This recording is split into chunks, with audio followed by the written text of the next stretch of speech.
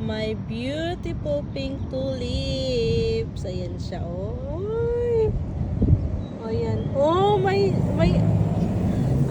ano, may nagtatago sa loob. Oh. Nagano yan siya ng pulin. Ay, mayan mo. Nagano siguro siya na. Oh. My beautiful tulips. Pink. Pink to siya, pink.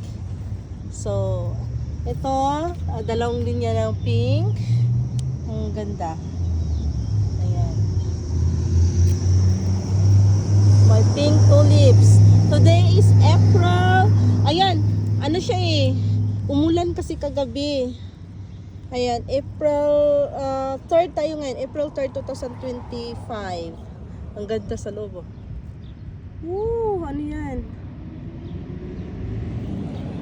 Oh, pretty siya, no? Pretty. Ayan pa.